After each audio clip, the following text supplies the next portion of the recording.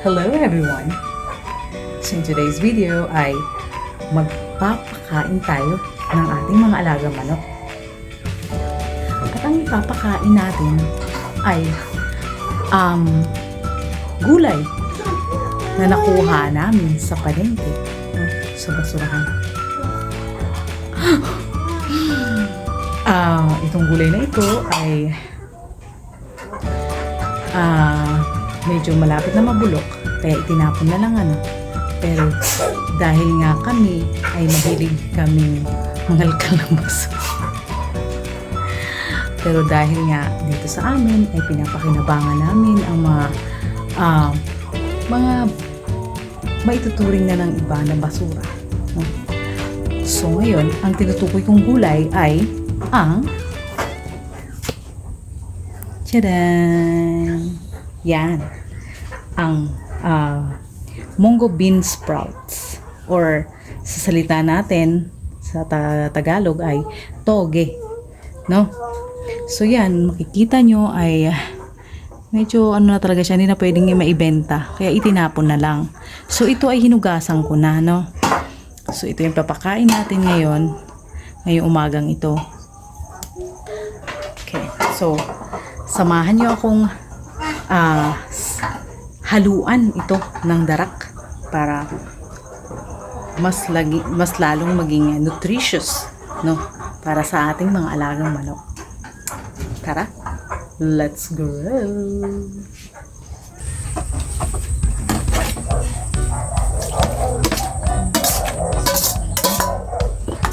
Para hindi mahirap mag-mix.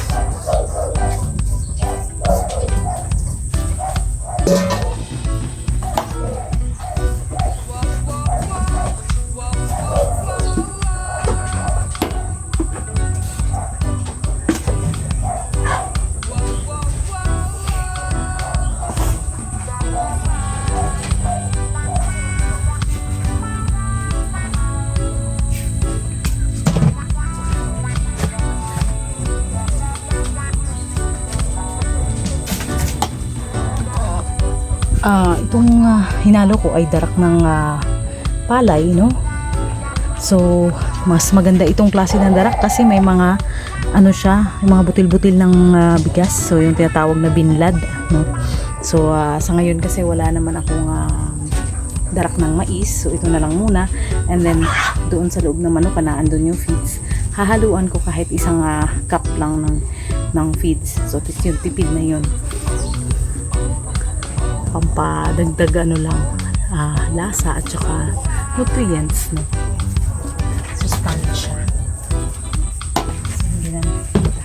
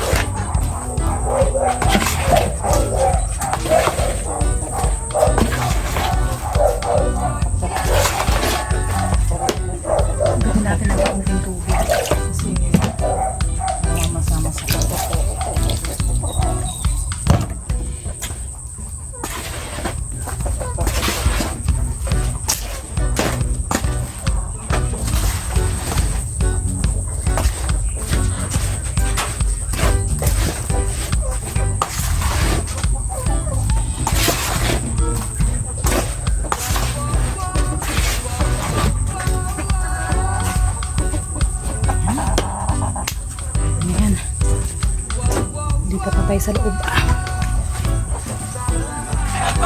Hindi nag-aanong maputik kasi tatlong araw na ngayon na hindi umulan.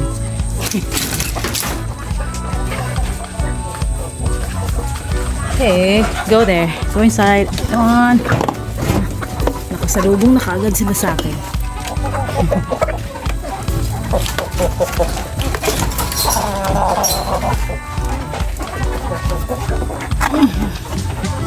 Dito pa. Sige, sige. Hindi na makapaghintay mga manok.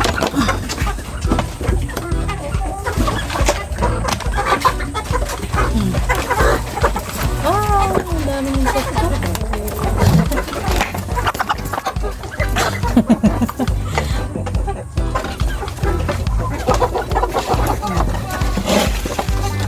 Isang ganito na.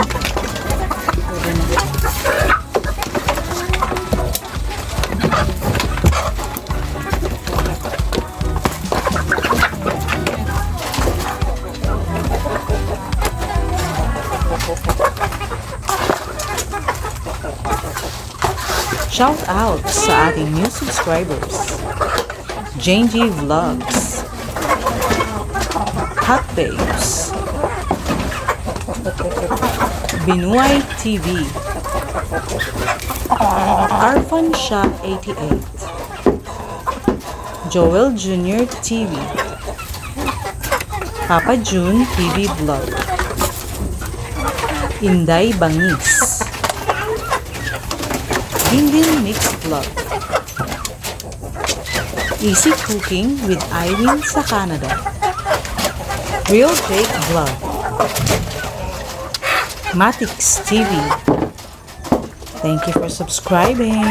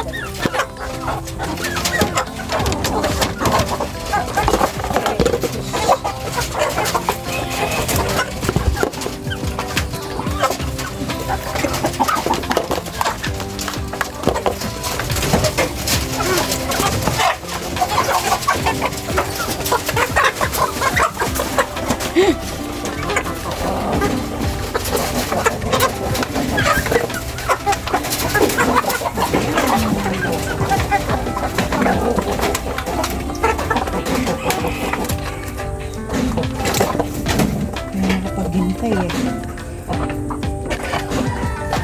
Ayan tayo dito sa loob.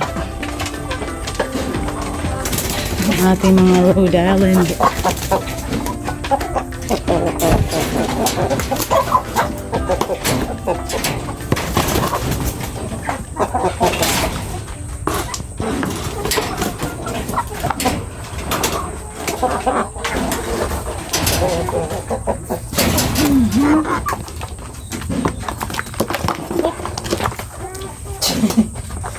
Ayun, excited kayo.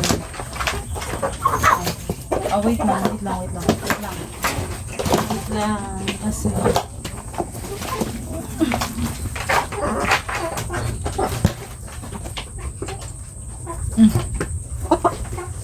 Yan. Sugod.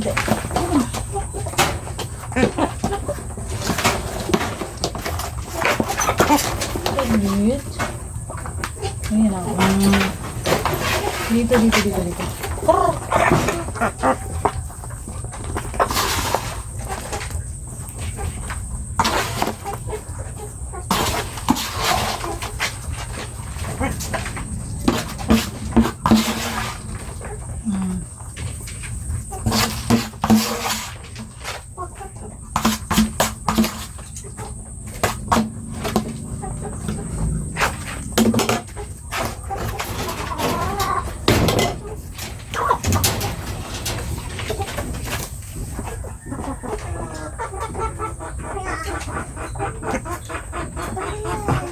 Hala, just stay there, okay? Let's come here. It's dirty here, huh? You just stay there. Yeah, you just stay there, huh? Just stay there, okay? Bye-bye.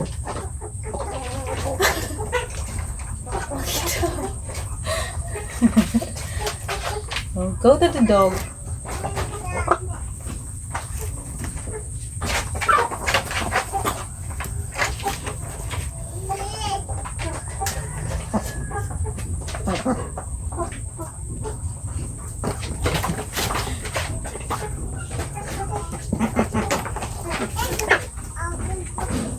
So itong aming Rhode Island Red ay 7 months na ito.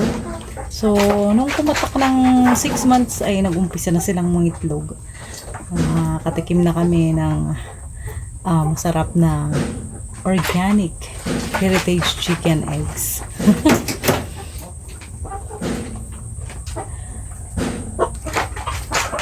Ang kagandahan ng may mga alaga ay talagang na enjoy namin, no?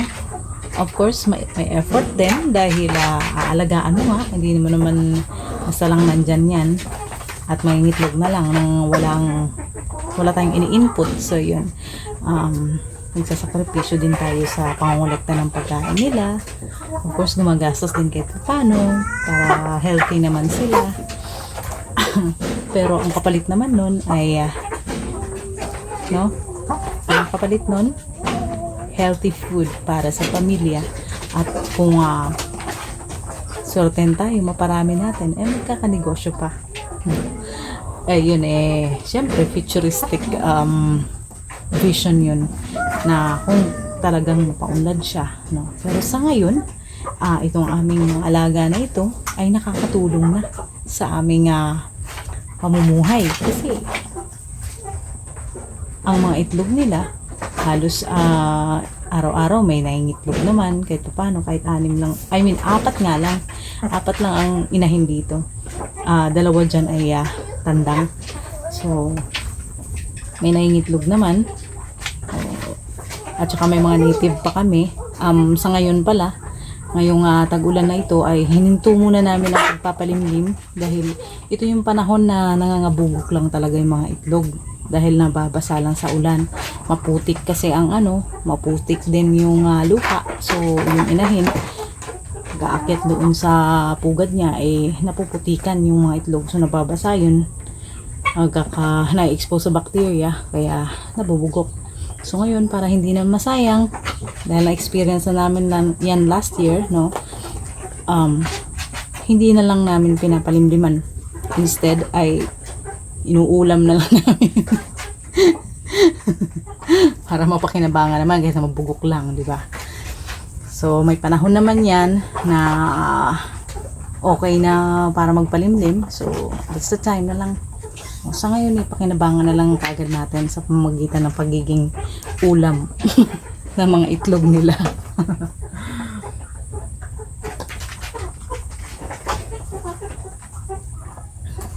Yan, ang lalaki na nila.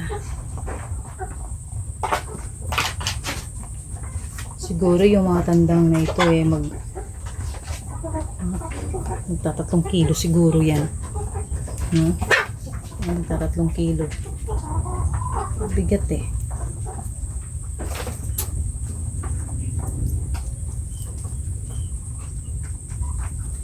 Eh, kung mapaparami nga, kung sa tagapangitlog, eh, pwede rin nga pangkatay, no? Pwede makabenta-benta kahit pailan-ilan.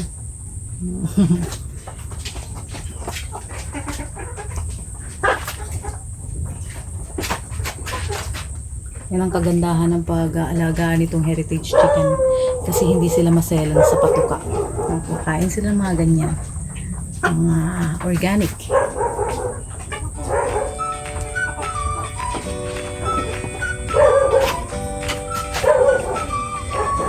So, okay. Makababa na itong ating video. So, maraming salamat. So, walang sawan pa rin subaybay sa panonood ng aming mga videos. Sana ay may natutunan kayo sa video natin sa araw na ito at nagustuhan nyo. Kung nagustuhan nyo, please don't forget to like and share the video. And of course, don't forget to subscribe. Let's go.